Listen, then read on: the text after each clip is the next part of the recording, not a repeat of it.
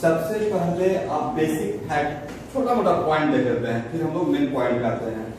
तो देखिए basic fact ये है कि चार्ज तो ऑलरेडी हम लोग जानते ही हैं, दो टाइप का होता है, positive charge and negative charge. पहला पॉइंट ये हो गया। सेकेंड पॉइंट ये है कि according to Einstein relativistic theory mass can be vary when speed is very high, तो मास इस इक्वेशन के अकॉर्डिंग थ्योरी ऑफ रिलेटिविटी में मास इस इक्वेशन के अकॉर्डिंग वेरी करता है। m equal to M not under root 1 minus V by C का whole square, जहां पे m नॉट को रेस्ट मास में बोल रहा हूं और m को डायनेमिक मास। डायनेमिक मास मतलब रिलेटिविस्टिक मास। इसका मतलब है कि स्पीड के साथ साथ मास वेरी कर सकता है। अब ये नहीं बोला है कि सर जितना तो आप मैकेनिक्स पढ़ा है, न्यूटोनियन मैकेनिक्स, जो अभी आपको मैकेनिक्स पढ़ा रहा हूँ उसमें तो आपने कभी इस बात का जिक्र किया नहीं कि 10 मीटर पर सेकंड चल रहा है कि मास का वेरी करेगा। तो एक्चुअली 10/c कीजिएगा ना तो ये ऑलमोस्ट वैल्यू 10 × 0 रहेगा। तो उस टाइम पे रेस्ट मास और रिलेटिविस्टिक मास ऑलमोस्ट सेम होता है। दैट्स व्हाई न्यूटन के मैकेनिक्स में जो हम लोग न्यूटन का मैकेनिक्स अभी पढ़ रहे हैं तो उसमें हम लोग मास का स्पीड के साथ बहुत ज्यादा वेरिएशन नहीं देखते हैं। नेक्स्ट है charge does not vary from frame to frame. इसका मतलब है कि देखिए अब नेक्स्ट क्वेश्चन कि सर ये पॉइंट हम लोग क्यों ले रहे हैं, तो मेरा आंसर ये है कि mass can be vary from frame to frame because speed can be vary from frame to frame. तो आप लोग तो इतना मैकेनिक्स आप लोग को पढ़ाए हैं तो आप देखते ही हैं किसी एक फ्रेम से देखते हैं तो हो सकता है कि वो पार्टिकल रेस्ट हो, दूसरे फ्रेम से हो सकता है कि वो पार्टिकल मोशन में हो। दैट्स व्हाई जब speed can be vary from frame to frame, जब speed frame to frame vary करता है तो मास भी फ्रेम टू फ्रेम वेरी करेगा। लेकिन चार्ज इनवेरिएंट क्वांटिटी है, charge does not vary from frame to frame. एक बेसिक फैक्टर हो गया। Next, charge can not exist without mass. इसका मतलब है कि कहीं पे चार्ज है, कहीं पे पॉजिटिव चार्ज या नेगेटिव चार्ज एग्जिस्ट कर रहा है तो डैम श्योर उस क्वांटिटी के पास मास रहेगा ही रहेगा। इसका मतलब है कि चार्ज रहने के लिए मास होना जरूरी है, but mass can exist without charge. For example कोई पार्टिकल है, कोई मास है और न्यूट्रल हो सकता है, करेक्ट, लेकिन कोई चार्ज पार्टिकल है तब नहीं। देखिए चार्ज पार्टिकल है, वो चार्ज पार्टिकल विदाउट मास होगा या नहीं होगा, तो मेरा आंसर रहेगा कि charge can not exist without mass. Next है बहुत छोटा सिंपल सा बेसिक फैक्ट है। सबसे अब इंपॉर्टेंट पॉइंट पे आते हैं, क्वांटाइजेशन ऑफ चार्ज। तो क्वांटाइजेशन ऑफ, सारे स्टूडेंट ध्यान से सुनेंगे और किसी को भी डाउट होगा तो अपना ऑडियो को ऑन करके मुझसे पूछ सकते हैं। तो क्वांटाइजेशन ऑफ चार्ज का मतलब है, तो मैं आपको so many time photo electric effect वगैरह में भी केमिस्ट्री में जब 11th क्लास में आप लोग थे तो पढ़ाया था। तो what is the meaning of quantization? Quantization का मतलब होता है कि वैसा कोई भी क्वांटिटी जो अपने सबसे छोटे क्वांटिटी को इंटीग्रल वैल्यू से multiply, not fractional, integral value से मल्टीप्लाई करने के बाद मिलता है, तो उस सारे क्वांटिटी को हम लोग बोलते हैं कि that quantity is quantized. Not even charge is quantized, energy also quantized. जैसे क्वांटाइजेशन थ्योरी इलेक्ट्रिक इफेक्ट में इसी चीज में तो नोबेल प्राइज मिला था आइंस्टाइन को। तो फॉर एग्जांपल की जो चार्ज फोटो इलेक्ट्रिक इफेक्ट में एनर्जी का सबसे smallest packet of energy for a given frequency photon था, तो वहां पे हम लोग क्या बोलते थे कि total energy equal to number of photon into energy of photon. That's why जो नंबर था वो फ्रैक्शनल वैल्यू नहीं था, वो इंटीग्रल वैल्यू था। तो इसका मतलब है कि जो भी न्यू स्टूडेंट जो फर्स्ट क्लास कर रहे हैं प्रैक्टिस में फिजिक्स का, उनके लिए मैं बोल रहा हूँ कि क्वांटाइजेशन का मतलब होता है कि मैं सिर्फ चार्ज पे नहीं बताया, कोई भी ऐसा क्वांटिटी जिसको आज तक आप क्वांटाइज बोल सकते हैं कि दैट क्वांटिटी इज क्वांटाइज, जब वो क्वांटिटी इस कॉन्सेप्ट को सेटिस्फाई करता है, इस कॉन्सेप्ट को कि उस क्वांटिटी को फाइंड आउट करने के लिए उस क्वांटिटी का सबसे जो स्मॉलेस्ट वैल्यू है उसको इंटीग्रल वैल्यू से मल्टीप्लाई करने के बाद वो क्वांटिटी मिले। फॉर एग्जांपल मान लेते हैं कि मेरे पास कोई पॉजिटिव चार्ज कैपिटल क्यू है, तो पॉजिटिव चार्ज का मतलब आपको ये समझना है कि पॉजिटिव चार्ज का सबसे स्मॉलेस्ट पार्टिकल प्रोटॉन। तो if we have q amount of charge, then a q suppose कीजिए q amount of charge,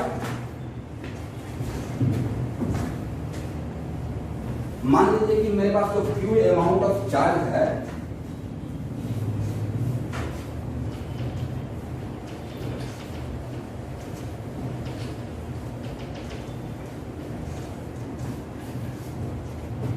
example के तौर पे ये देखिए कि मेरे पास जो पॉजिटिव चार्ज है वो 2 कूलम है।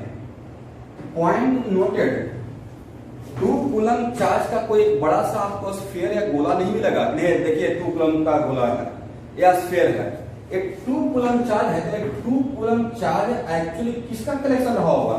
एक 2 कूलम चार्ज प्रोटॉन, बहुत सारा प्रोटॉन को मिलाकर बना होगा। According to which equation? According to quantization of charge. तो मान लेते हैं कि एग्जाम में आ गया कि इस 2 कूलम में how many number of protons, या एक 2 कूलम ऑफ पॉजिटिव चार्ज जो है वो कितना, इसमें कितना प्रोटॉन को मिलाकर बना होगा। तो बस ऐसे कर लेंगे Q इक्वल टू, और ये कितना है 2 कूलम है तो N, और एक 1 प्रोटॉन का चार्ज तो आप तो जानते ही हैं 1.66 into 10 to power -19 कूलम। तो यहां से N निकल जाएगा, 2 coulomb divided by 1.6 into 10 to power -19, और A वैल्यू क्या आगे सब मिलेगा? A वैल्यू इंटीग्रल है। और अगर इंटीग्रल वैल्यू नहीं मिलता मतलब उस टाइप का चार्ज एग्जिस्ट नहीं करेगा। तो इस टाइप का जब मैं पीडीएफ देखिए आप लोग अलग अलग तरीके से कहीं से कट कुछ कट कर करके अलग अलग सोर्स में आपको एक पीडीएफ बनाते ऐसे ऑफलाइन क्लास में पढ़ाते रहते थे तो मुझे बस याद रहता है कहाँ पे मुझे क्या बोलना है, बट अभी मुझे कंबाइन करके आपको पीडीएफ देते रहना है। तो अभी बहुत बेसिक क्लास आज का शुरू कर रहे हैं, बट आप लोग को पता है कि मैं जब फिजिक्स पढ़ाता हूँ तो स्टार्ट करता हूँ बहुत बेसिक लेवल से, but with in 1 class 2 class हम लोग अच्छे लेवल पे चले जाएंगे। ठीक है, तो आप में से सबको समझ में आ गया कि what is meaning of quantization of charge. तो क्वांटाइजेशन ऑफ चार्ज का मतलब होता है कि कोई भी positive charge is the collection of so many photons. तो सपोज कीजिए कि ऐसा एग्जाम में बहुत बेसिक क्वेश्चन आ गया इलेक्ट्रोस्टैटिक में कि 2 कूलम चार्ज है, दिस 2 कूलम चार्ज में how many number of photons, तो बस एक क्वांटाइजेशन का फॉर्मूला लगा दीजिए। तो Q equal to N into Q into charge of proton, तो यहां से नंबर ऑफ प्रोटॉन आप निकाल सकते हैं। सिमिलरली सपोज कीजिए कि मेरे पास एक नेगेटिव चार्ज पार्टिकल है, तो नेगेटिव चार्ज पार्टिकल भी किससे बना होगा? नेगेटिव चार्ज पार्टिकल का सबसे स्मॉलेस्ट फंडामेंटल पार्टिकल क्या रहेगा? इलेक्ट्रॉन। तो Q equal to what? N into charge of electron. तो यहां से आप निकाल सकते हैं, तो यहां से N निकाल लीजिएगा तो N इक्वल टू क्या हो जाएगा? Q by QV। But point noted, ये नेगेटिव है और ये क्या है? Charge of electron. तो जब भी चार्ज ऑफ इलेक्ट्रॉन लिखेंगे तो विद प्रॉपर साइन, तो यहाँ पे N का वैल्यू तो ये भी नेगेटिव भी negative, negative becomes what? Positive हो जाएगा।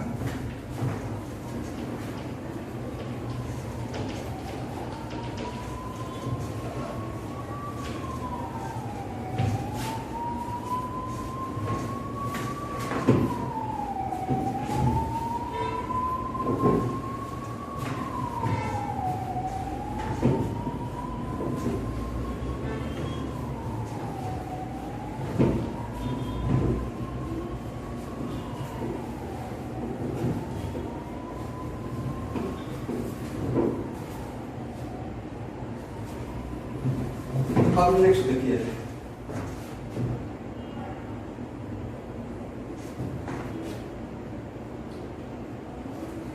सपोज कीजिए कि एक चार्ज बॉडी है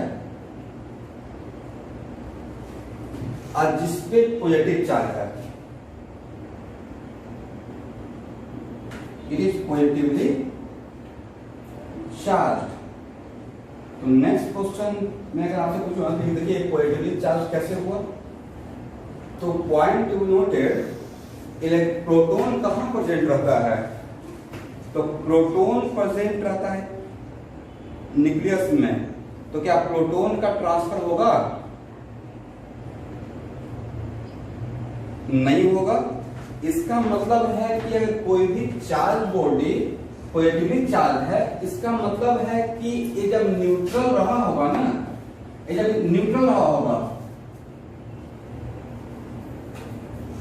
तो यहां से हम लोग यहां से यहां तक इसको पॉजिटिवली चार्ज करने के लिए क्या यहां से आउट कर रहे होंगे? इलेक्ट्रॉन्स आउट कर दिए हैं। तो इलेक्ट्रॉन्स आउट कर दिए तो यहाँ पे डिफिशियंसी ऑफ इलेक्ट्रॉन हो गया, और जब डिफिशियंसी ऑफ इलेक्ट्रॉन हो गया तो ऑब्वियसली जब न्यूट्रल है तो जितना इलेक्ट्रॉन है उतना ही प्रोटॉन है, बट अगर इलेक्ट्रॉन कम हो जाएगा तो ये क्या हो जाएगा? Positively charge. अभी आपका ये लुकआउट नहीं है कि सर वो पॉजिटिवली चार्ज बॉडी के अंदर रहेगा या बाहर रहेगा, आगे चलकर हम लोग बहुत तरीके से सीखेंगे। बस आप अभी ये जानिए वो कोई भी चार्ज बॉडी पॉजिटिवली चार्ज कैसे होता है। तो कोई ऑप्शन पूछा जाएगा कि पॉजिटिवली चार्ज होने के लिए क्या उस पर प्रोटॉन का ट्रांसफर करेंगे, क्या उस पर प्रोटॉन डालेंगे, तो मेरा सजेशन है कि ऐसा नहीं बोलेंगे, क्योंकि प्रोटॉन तो न्यूक्लियस में होता है। मेरा आपसे एडवाइस रहेगा कि कोई भी चार्ज पार्टिकल चाहे वो पॉजिटिवली चार्ज हो या नेगेटिवली चार्ज हो, उसमें सबसे बड़ा रोल रहेगा इलेक्ट्रॉन का। अगर कोई भी रिजिड बॉडी अगर पॉजिटिवली चार्ज हुआ, इसका मतलब हम लोग न्यूट्रल था तो वहां से इलेक्ट्रॉन को आउट कर दिए हैं। Correct. In similar fashion suppose कीजिए कि मेरे पास कोई न्यूट्रल बॉडी है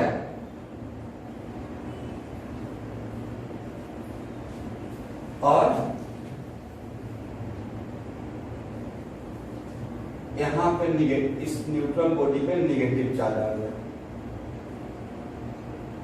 तो नेगेटिव चार्ज आ गया, इसका मतलब है कि यहां पे हम लोग क्या दे दिए हैं?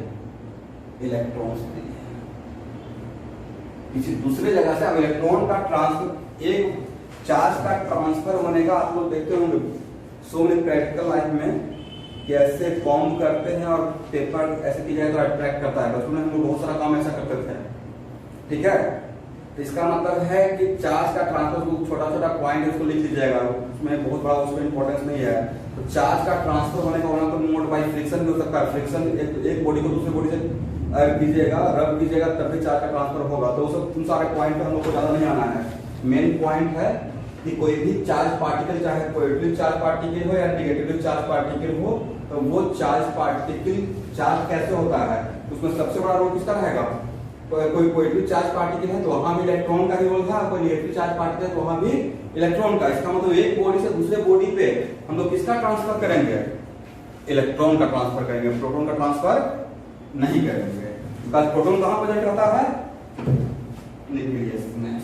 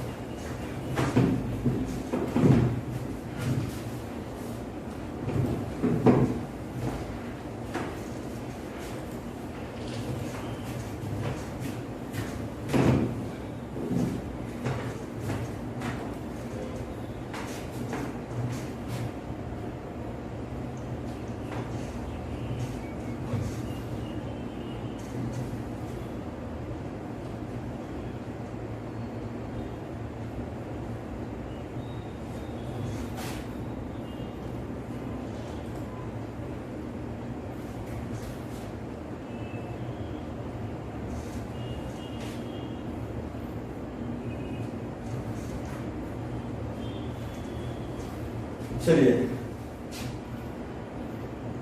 मान लेते हैं कि एक पॉइंट 1 है और एक पॉइंट 2 है, और इस फ्रेम में इसका पोजीशन वेक्टर r1 है, इसका पोजीशन वेक्टर r2 है।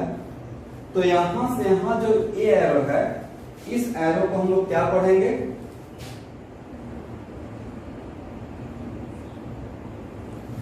Position vector of 2 with respect to 1, जिसका पोजीशन बताते हैं वहां पे हेड होता है, और जिसके रेस्पेक्ट में बताते हैं वहां पे टेल होता है।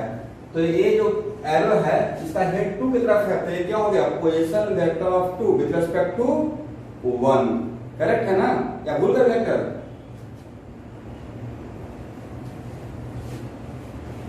ओके। अब सपोज कीजिए कि मैंने आपके आपको बोला कि देखिए मुझे ए चाहिए, ए क्या लिखते हैं,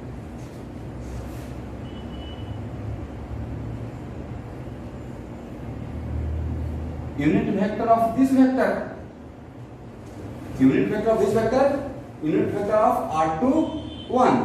इसका मतलब है कि मुझे इस वेक्टर का यूनिट वेक्टर चाहिए।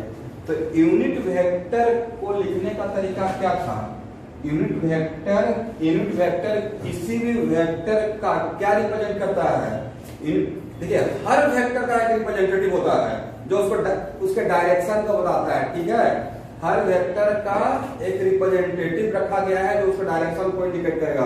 For example from direction along positive x axis का रिप्रेजेंटेटिव क्या है, प्लस आई से हम लोग इंडिकेट करते हैं, वैसे ही माइनस एक्स एक्सिस का माइनस आई से इंडिकेट करते हैं। इन सिमिलर फैशन कोई भी वेक्टर अगर आज को आप लिखते हैं तो उसका यूनिट वेक्टर लिखने के लिए एक फार्मूला आप लोग जानते होंगे, वो वेक्टर और उस वेक्टर का मैग्नीट्यूड है। ये हो गया यूनिट वेक्टर ऑफ R21। तो आप लोग देख लीजिए, जो भी न्यू स्टूडेंट है उनके लिए 10 सेकेंड का टाइम देता हूं, नहीं जानते हैं तो पूछ सकते हैं, नहीं तो लिख लीजिएगा। ये बहुत बेसिक बात वेक्टर में हम लोग पढ़ते हैं। और आज व्हाट्सएप ग्रुप पे न्यू स्टूडेंट से मैं थोड़ा फिजिक्स के बारे में बात भी करूंगा कि आप लोग क्या क्या पढ़ के आए हैं। उनको वेक्टर वगैरह के कुछ कॉन्सेप्ट चाहिए तो मैं वेक्टर का भी क्लास स्टार्ट करने जा रहा हूँ, वहां पे वेक्टर भी आपको पढ़ा दिया जाएगा। 11th से शुरू करने जा रहे हैं, बट ओल्ड बैच तो बहुत आगे बढ़ चुके हैं फिजिक्स में।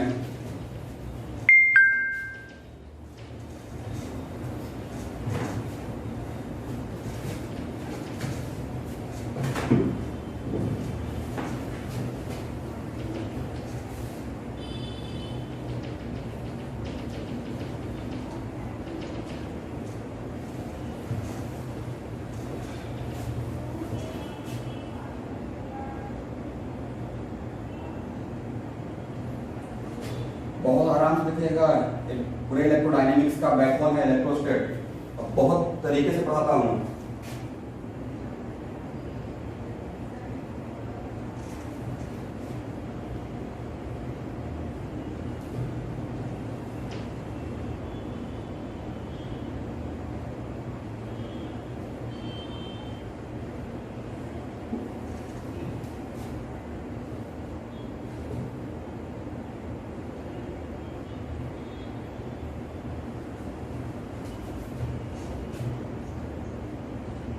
देखिए,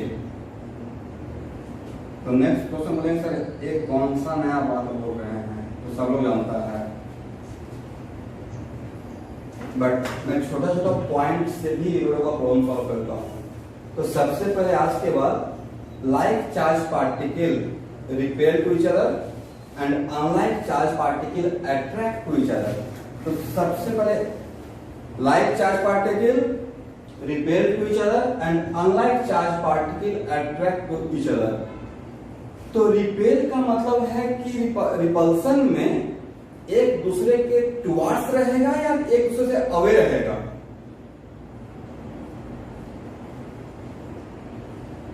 टुवार्ड्स से अवे रहेगा। और अट्रैक्शन में तो लाइक चार्ज पार्टिकल का मतलब हुआ कि अगर टू पॉजिटिव चार्ज पार्टिकल या टू नेगेटिव चार्ज पार्टिकल एक दूसरे को रिपेल करेगा, मतलब एक दूसरे के साथ उसका रिपल्सन होगा, तो जो फोर्स लगाएगा वो एक दूसरे से दूर जाएगा, away from each other. But two unlike charge particle का मतलब है कि positive charge particle and negative charge particle एक दूसरे को अट्रैक्ट करेगा। इट मींस कि एक दूसरे पे जो फोर्स लगाएगा वो एक दूसरे के टुवार्ड्स रहेगा। ओके, तो यहाँ पे आपको एग्जांपल से सपोज कीजिए कि मैं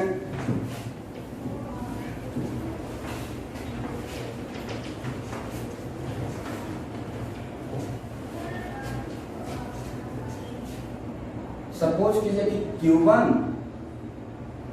पॉजिटिव एंड Q2 भी पॉजिटिव है। सब लोग ध्यान रखिएगा, या Q1 निगेटिव और Q2 भी निगेटिव। ओके,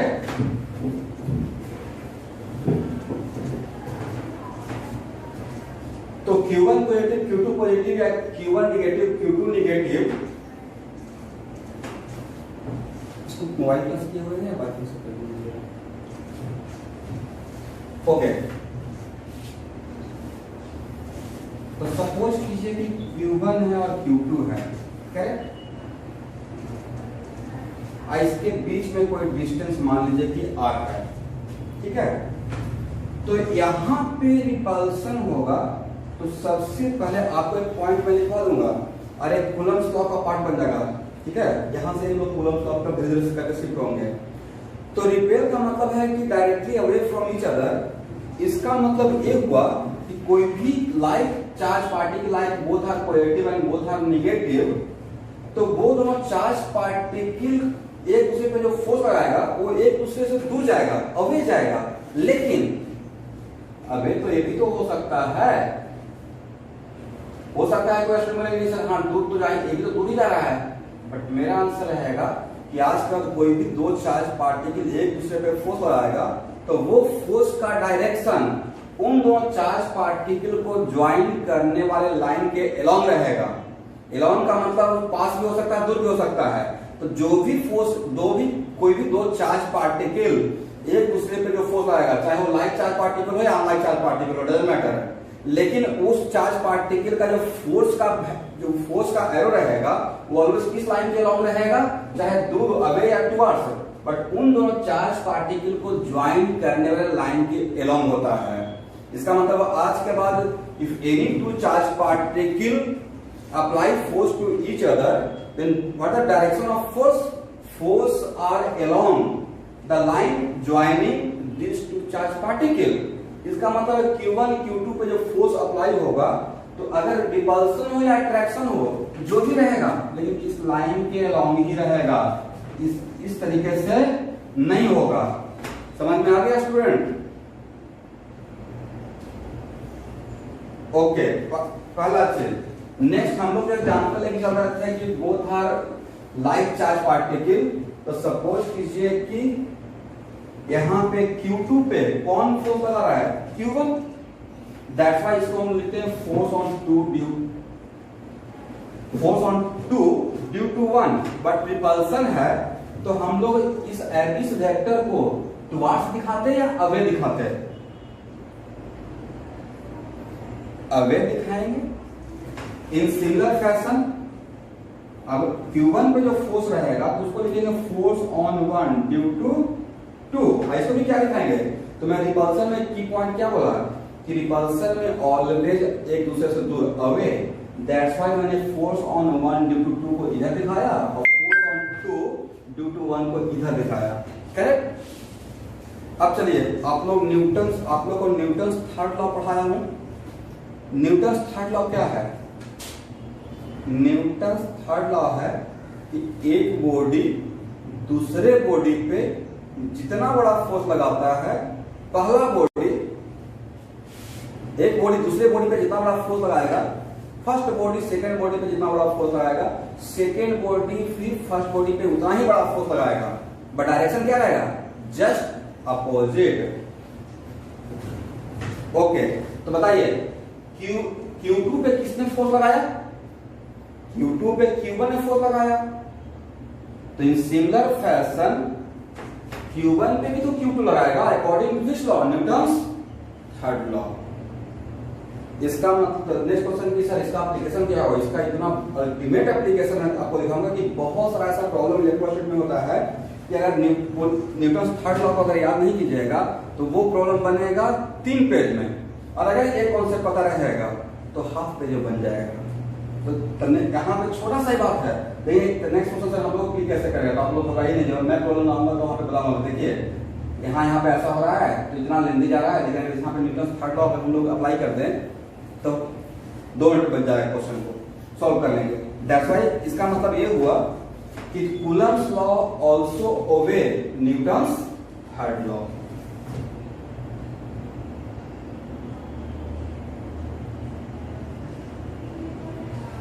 एक चार्ज पार्टिकल दूसरे चार्ज पार्टिकल पे जो फोर्स लगाता है वो किस लॉ के अंदर हम लोग सीखने वाले हैं? Coulomb's law. तो आगे चल के लिखवा देंगे, इसका मतलब Coulomb's law also ओवे Newton's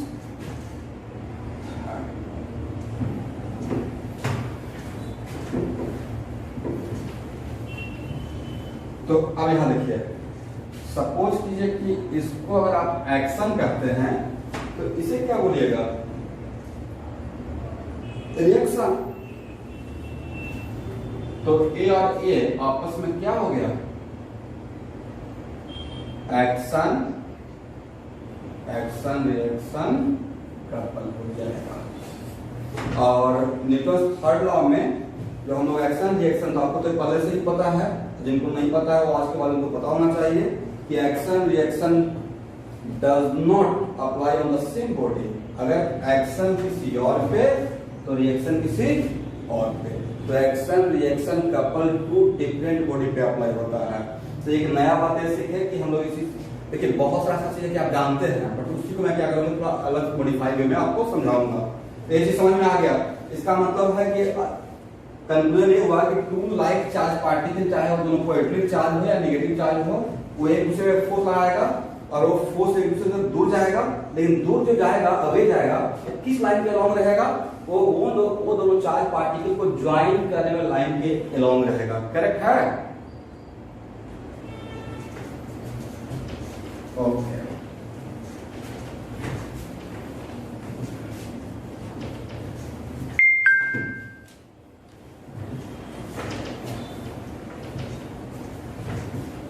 dustbin में पीछे टर्न करना शुरू करो। डस्टबिन पर टर्न करना है पीछे। कैसे डस्टबिन डस्टबिन में कट जाएगा। डस्टबिन अगर कट जाएगा तो फिर से रिज्वाइन कर दीजिएगा, ठीक है?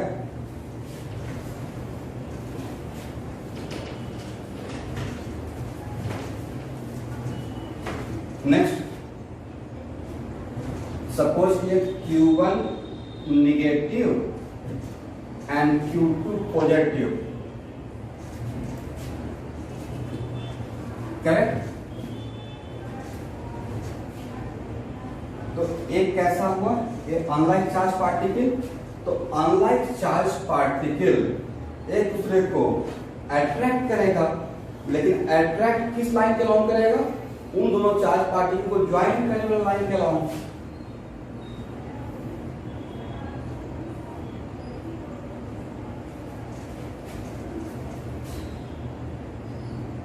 ये मैं देख रहा था कि स्टूडेंट देख रहे हैं नहीं देख रहे हैं।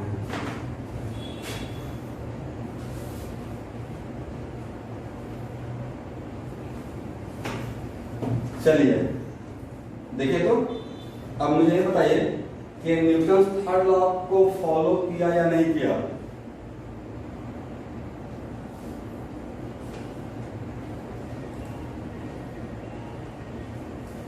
किसी को डाउट कि न्यूटन थर्ड लॉ को फॉलो नहीं किया है? नहीं, देखिए इसका डायरेक्शन सेम डायरेक्शन है, जस्ट अपोजिट है। यहां देखिए ए भी जस्ट अपोजिट और ए भी जस्ट अपोजिट। हो सकता है कुछ स्टूडेंट बोलेंगे सर ये तो ऐसे पास आ रहा है, इसका मतलब तो सेम डायरेक्शन होंगे। सेम डायरेक्शन नहीं है। ए भी क्या है? Just opposite. और ए भी क्या है? जस्ट अपोजिट है। तो अब तो एक बहुत बेसिक बात मैं आपको सिखाया, जो कि पहले से भी आप बचपन से जानते हैं, बट इसमें एक नया चीज में हम लोग सीखे कि दो चार्ज पार्टिकल जो अनलाइक चार्ज पार्टिकल रहेगा वो एक दूसरे को अट्रैक्ट करेगा। तो अट्रैक्ट जो टर्म था उसमें बहुत चीज छुपा हुआ था। अट्रैक्ट का मतलब टुवार्ड्स, बट टुवार्ड्स तो इधर, तो उन दोनों को ज्वाइन करने वाले लाइन के अलोंग रहेगा।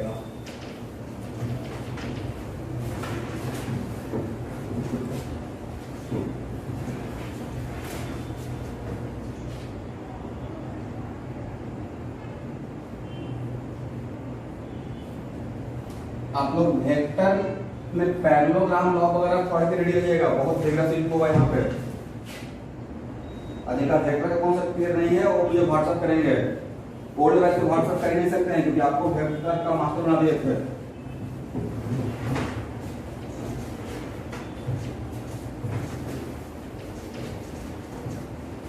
चलिए तो कूलम्स लॉ क्या है?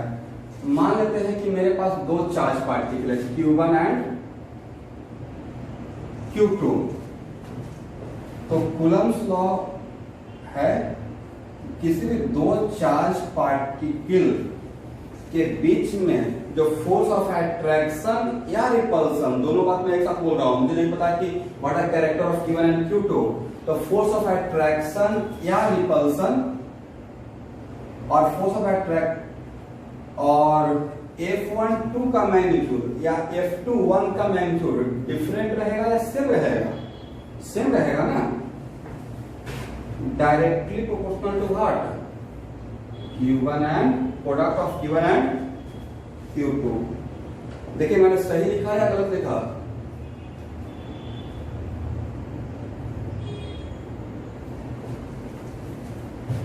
Very good, directly proportional to, क्योंकि यहाँ पे मैग्नीट्यूड बोल रहे हैं ना, तो इस बात का हम ख्याल रखेंगे। तो मुझे नहीं पता Q1 एंड Q2 का प्रोडक्ट अंदर में क्या है। That's why magnitude of force of attraction और रिपल्सन, तो मैग्नीट्यूड जहां भी बोलेंगे वहां पॉजिटिव सेंस मेरा माइंड में काम करता है। तो F12 या F21 का magnitude directly proportional to product of charge का magnitude and inversely proportional to a square of distance between them. Inversely proportional to what? A square of distance between them, जो Q1 Q2 के बीच में distance रहेगा। तो इन दोनों को अगर मिला दीजिएगा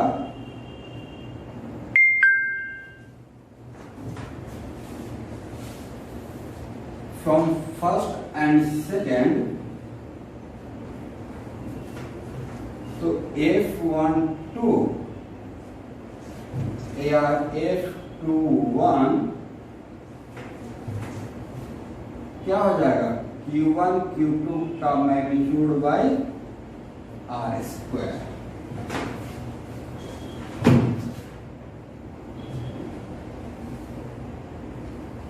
तो F12 equal to F21 equal to what? K Q1 Q2 by R square.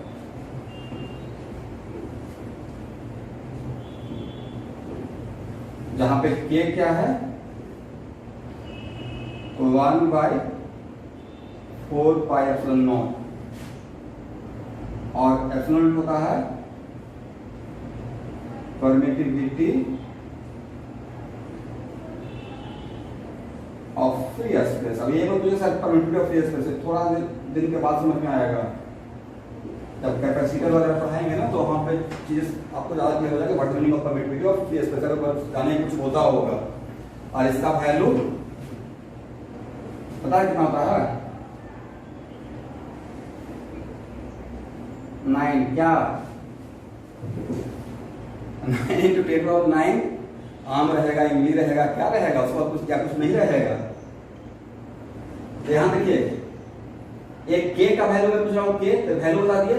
एक न्यूटन है, न्यूटन मीटर स्क्वायर पर coulomb square. Very good, newton metre square पर कूलम स्क्वायर।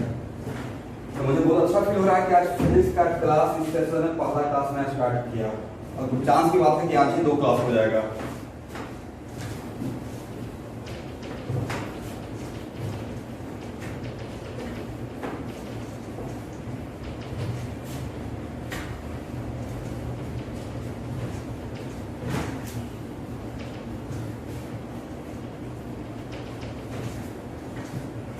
ओके, तो यहां तक हम लोग समझ में आ गया कि कूलम्स लॉ में का मैग्नीट्यूड का वैल्यू क्या होता है?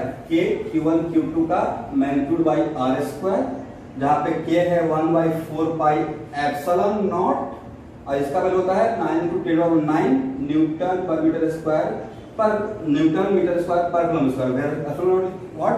Permittivity of free space.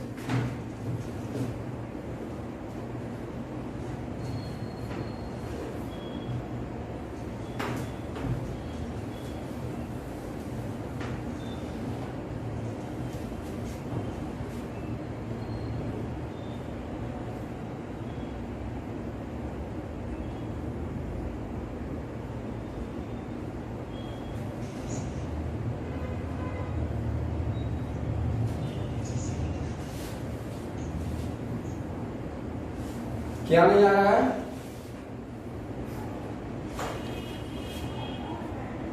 चलिए स्टूडेंट शुरू करते हैं। ज्वाइन कर लिया आप लोग?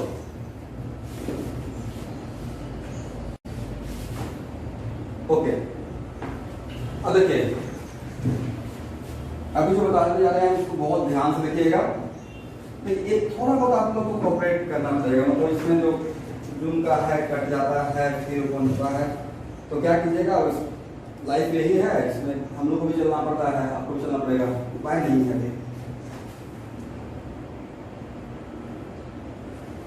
चलिए यहाँ देखिए, दो चार्ज पार्टिकल है और आपको मैं समझाने के लिए दोनों को भी पॉजिटिव चार्ज पार्टिकल लिया हूँ, Q1 और Q2।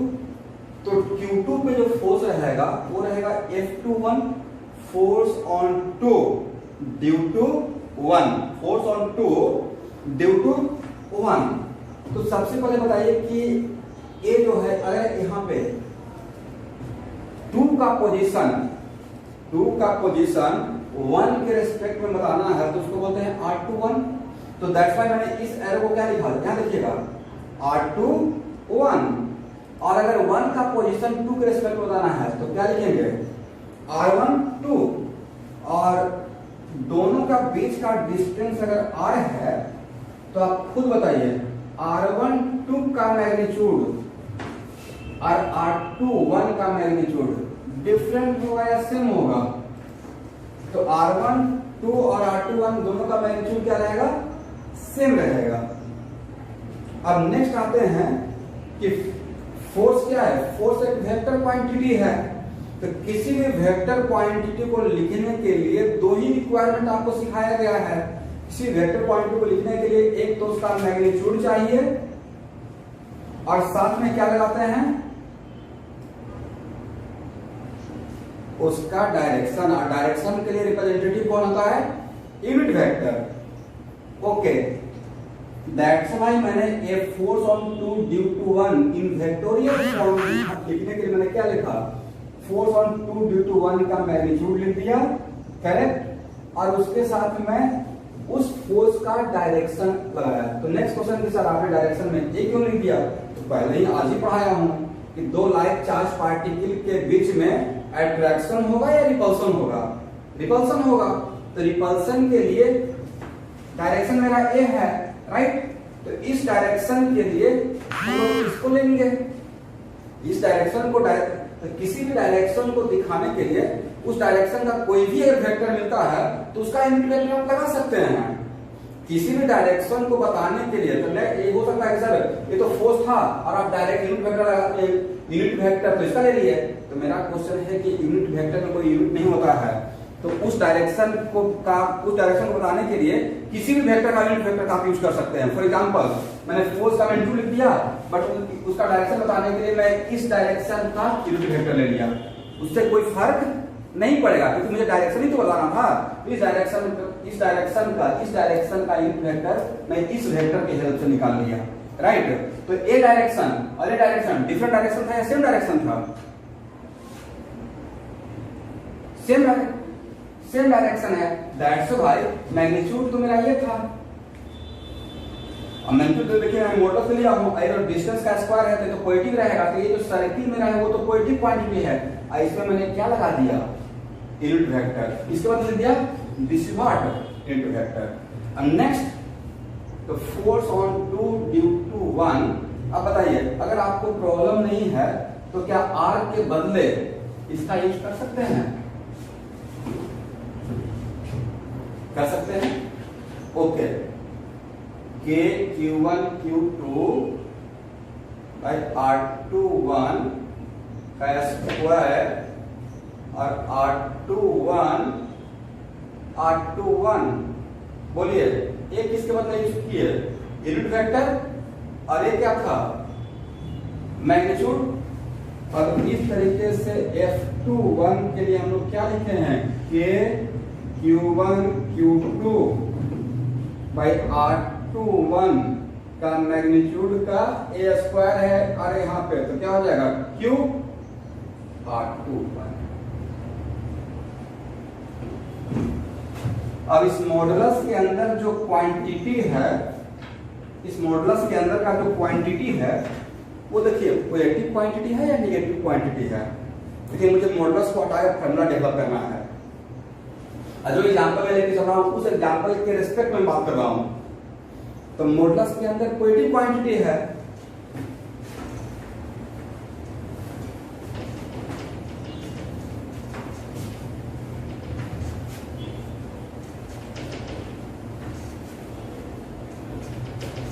दैट्स व्हाई आप मॉडुलस को वहां पे रिमूव।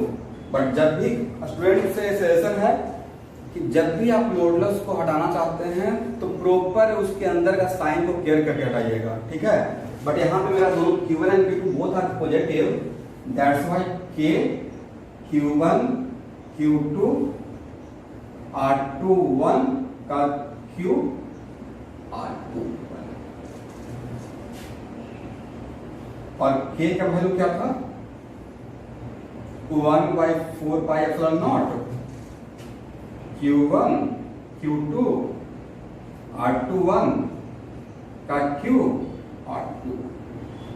अब इस फार्मूला का एक इंपॉर्टेंस देखिए और स्टूडेंट ध्यान दीजिएगा, इस फार्मूला का मैं यहाँ एकदम बिल्कुल बेसिक है। अच्छा ये बताइए कि एक और चीज, कोई आपसे पूछेगा कि कूलम्स लॉ किसके लिए वैलिड है, कंटिन्यूअस चार्ज पार्टिकल के लिए या पॉइंट चार्ज के लिए? तो मेरा आंसर है Coulomb's law valid for point charge, not for continuous charge. अब एक दूसरी बात है कि यहां भी हम लोग कूलम्स लॉ लगा देंगे। मान लो एक रॉड है, इस पे कंटिन्यूअस चार्ज डिस्ट्रीब्यूटेड है, कंटिन्यूअस, और यहां भी कूलम्स लॉ का यूज करना है। तो देखिएगा मैं यहां पे एक dq ले लूंगा, और dq का मतलब d समझते हैं ना, very very very very very small, that's why dq को हम लोग वहां पे क्या मान लेंगे, पॉइंट चार्ज मान लेंगे। तो मैं ये नहीं बोल रहा हूं कि Coulomb's law continuous charge body पे हम लोग कूलम्स लॉ का अप्लाई करके प्रॉब्लम को सॉल्व नहीं करेंगे, बिल्कुल सॉल्व करेंगे, बट इस बात का ख्याल रखेंगे कि Coulomb's law valid for point charge, तो पॉइंट चार्ज को पहले dq लेकर काम करेंगे। एनीवे तो देखिए अब इस फार्मूला का एक सीक्वेंस ये रहा कि यहां पे क्या है, देखिए यहां पे 2-1, तो यहां भी क्या है 2-1, तो यहां भी क्या है 2-1 है। इसका मतलब फोर्स ऑन 2 ड्यू टू 1 एक पूरा फार्मूला अपने आप में आपको सब कुछ बता देगा, मैग्नीट्यूड भी बता देगा और डायरेक्शन बता देगा। बिकॉज जहां से फार्मूला मैंने डेवलप करना शुरू किया था वहां से मैं मैग्नीट्यूड और डायरेक्शन दोनों ऐड कर दिया था। एक वेक्टोरियल फॉर्म जहां से लिखना शुरू किया था वहां में मैग्नीट्यूड भी लिखे थे और डायरेक्शन भी लिखे थे, और उस चार्ट को मिलाते हुए मैं यहाँ पे आया हूँ। इसका मतलब है कि मेरा कंप्लीट फार्मूला है फोर्स ऑन 2 ड्यू टू 1। तो स्टूडेंट का तो यहाँ पे रहेगा कंफ्यूजन किस तरह है, ये तो फोर्स ऑन 2 ड्यू टू 1 है, और इसका उल्टा रहेगा फोर्स ऑन 1 ड्यू टू 2, तब कैसे लिखते हैं? सपोज कीजिए क्या ये रहता फोर्स ऑन 1 ड्यू टू 2, तो ऐसे लिखेंगे, यहाँ पे 1-2 है तो 4 pi epsilon not Q1 Q2, और यहाँ पे क्या है R12, यहाँ पे 1-2, तो यहाँ पे क्या 1-2 R S। हाँ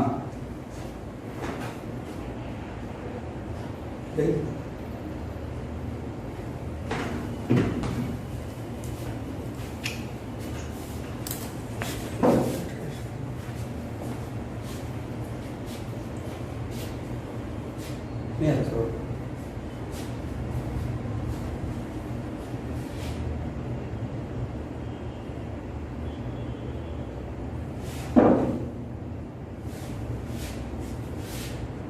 फाइन, चलिए तो देखिए मैं ये बोल रहा था कि फोर्स ऑन 2 ड्यू टू 1 के लिए अगर यहाँ पे A है तो देखिएगा यहाँ पे 2-1, यहाँ पे क्या है 2-1, तो फोर्स ऑन 2 ड्यू टू 1 के लिए, और एक कंप्लीट फार्मूला, ये जो फार्मूला मैंने डेवलप किया एक कंप्लीट फार्मूला है, ये मैग्नीट्यूड भी आपको बताएगा और डायरेक्शन बताएगा, करेक्ट। तो नेक्स्ट क्वेश्चन है कि सर तो ये फोर्स ऑन 2 ड्यू टू 1 के लिए है, अगर फोर्स ऑन 1 ड्यू टू 2 लिखेंगे तो कोई बात नहीं है, फोर्स ऑन 1 ड्यू टू 2 लिखेंगे तो 1/4 पाई नॉट Q1 Q2, और यहाँ पे क्या रहेगा, यहाँ पे 1-2 है तो यहाँ पे क्या रहेगा 1-2, और यहाँ पे क्या रहेगा 1-2 रहेगा। तो अब समझ में आ गया। अगर फोर्स ऑन 2 ड्यू टू 3 रहता तो क्या लिखते? तो वैसे लिखेंगे 1/4 Q2 Q3 R23 का Q, और यहाँ पे क्या लिखिएगा R23। लेकिन यहाँ पे भी आपसे मिस्टेक हो सकता है, मुझे पता है कि मिस्टेक हो जाएगा। ये जो फार्मूला डेवलप किए हैं यहाँ पे Q1 Q2 का क्या पुट कीजिएगा? सिर्फ मैग्नीट्यूड पुट करेंगे या value with proper sign? Yes, value with proper sign because we already remove the modulus, correct. मैंने मॉडुलस ऑलरेडी हटा दिया, मॉडुलस हटा के मैं रेडीमेड एक फार्मूला डेवलप किया। तो अब इस फार्मूला में मेरा सजेशन रहेगा कि जो आप Q1 Q2 का वैल्यू पुट करेंगे तो put the value of Q1 Q2 with proper sign. अगर Q1 पॉजिटिव है और Q2 नेगेटिव है तो Q1 का पॉजिटिव साइन के साथ और Q2 का नेगेटिव साइन के साथ। ये जस्ट एक फार्मूला डेवलप करने के लिए मैंने डेवलप कर दिया दोनों चार्ज पार्टिकल को पॉजिटिव लेकर। बट अभी जस्ट मैं थोड़ा देर के बाद आपको या नेक्स्ट क्लास में मैं एक Q1 को अभी ले लेता हूँ, Q1 को पॉजिटिव और Q2 को नेगेटिव। तभी देखिएगा किसी स्टूडेंट के माइंड में होगा शायद तो रिपल्सन के लिए ऐसा फार्मूला आ गया, अट्रैक्शन रहेगा तो क्या ऐसा फार्मूला आएगा? मेरा आंसर है कि जो फार्मूला डेवलप किए हैं ये बिल्कुल more and more generalised formula develop किए हैं। चाहे तो दोनों या तो both charge particle are positive या बोथ आर नेगेटिव या one of them is positive and other is negative, सबके लिए फार्मूला वैलिड रहेगा। ओके, एक एग्जांपल देते हैं फटाफट। यह है Q1 पॉजिटिव और Q2 नेगेटिव। ये पॉजिटिव हुआ है नेगेटिव हुआ। अब यहां देखिए, सपोज कीजिए तो दो अनलाइक चार्ज पार्टिकल के बीच क्या होता है? अट्रैक्शन होता है, रिपल्सन होता है। दो अनलाइक चार्ज पार्टिकल के attraction, a force on 2 due to 1। तो फोर्स ऑन 2 ड्यू टू 1 के लिए तो किसी वेक्टर को लिखने के लिए क्या लिखते हैं आप लोग? उस वेक्टर का मैग्नीट्यूड और एक डायरेक्शन। तो आप बताइए इस फोर्स का डायरेक्शन किसके तरफ है, जरा बताइए तो। इस फोर्स का डायरेक्शन 2 से 1 की तरफ है ना। तो 2 से 1 तरफ के लिए हम लोग को एक डायरेक्शन पहले से मिला हुआ है। क्या है? R12 position vector of 1 with respect to 2 का भी डायरेक्शन किसका तरफ है? पोजीशन वेक्टर ऑफ, मैं बार-बार बोल रहा हूं, इसमें कोई इसमें बोल सकते हैं तो फोर्स है, तो फोर्स का डायरेक्शन तो डायरेक्ट किसी भी वेक्टर का यूनिट वेक्टर के लिए आप दूसरा का भी यूनिट वेक्टर यूज कर सकते हैं, कहीं पे ऐसा नहीं है, बस मुझे डायरेक्शन देना था। ओके, तो फोर्स ऑन 2 ड्यू टू 1 है डायरेक्शन टुवर्ड्स Q1, तो Q1 की तरफ के लिए डायरेक्शन ऑलरेडी मेरे हाथ में था, position vector of 1 with respect to 2।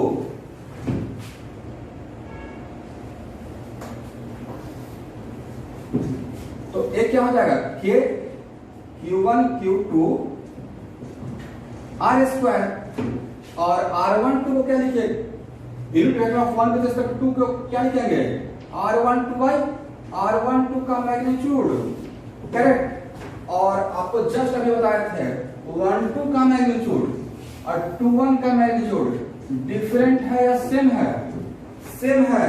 तो फोर्स ऑन 2 ड्यू टू 1 के लिए K Q1 Q2 और इसके लिए क्या हम लोग ऐसा भी लिख सकते हैं?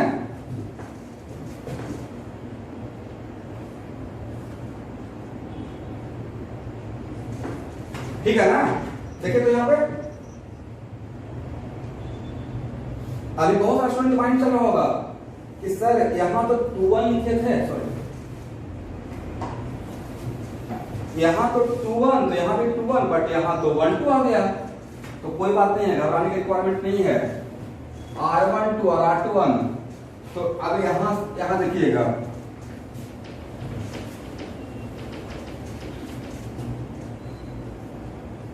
F21 के मॉडुलस के अंदर का जो क्वांटिटी है वो क्या है? मॉडुलस के अंदर का जो क्वांटिटी है वो पॉजिटिव है या नेगेटिव है? इस केस में नेगेटिव है और मुझे मॉडुलस हटाना है विदाउट चेंजिंग द मेंशंस। तो मॉडुलस अगर यहां पे आप हटाना चाहते हैं तो आगे में क्या लगाना पड़ेगा? मैं मॉडुलस का बदल लिखा, वेरी गुड, R21 का स्क्वायर r12, और क्या r12 का मैग्नीट्यूड के बदले r21 लिख सकते हैं?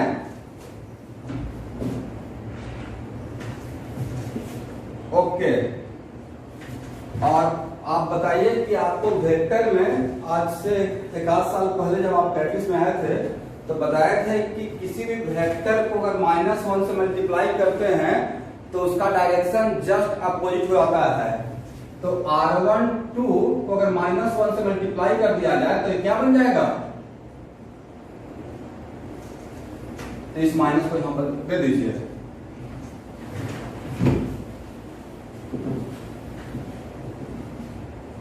तो फोर्स ऑन 2 ड्यू टू 1 के लिए Q1 Q2, इस माइनस को मैं यहां पे दे दिया, ठीक है।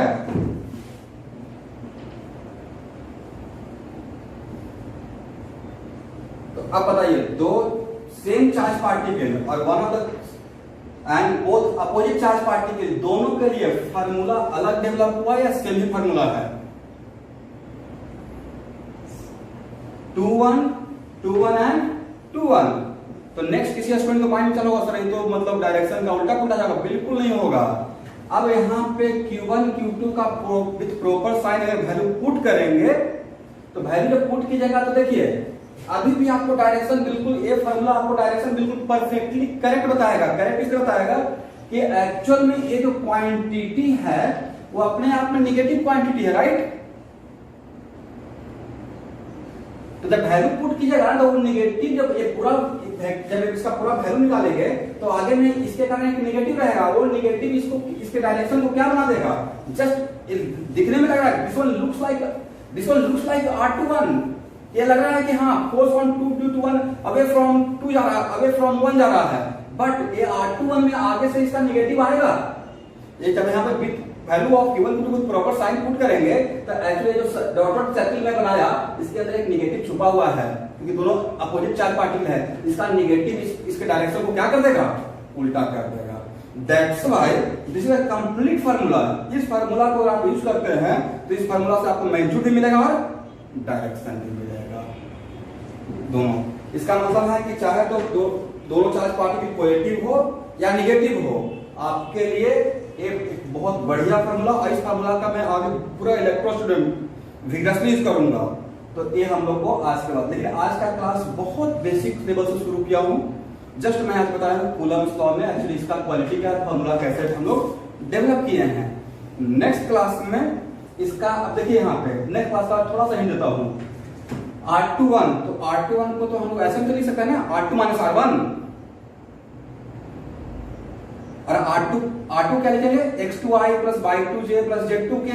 तो वहां से हम लोग का इसका x कंपोनेंट भी मिलेगा, y कंपोनेंट भी मिलेगा और z कंपोनेंट भी मिलेगा। तो इसको कल के क्लास में, अभी 10 मिनट आप लोग थोड़ा सा रेस्ट ले लीजिए और मैं भी थोड़ा चाय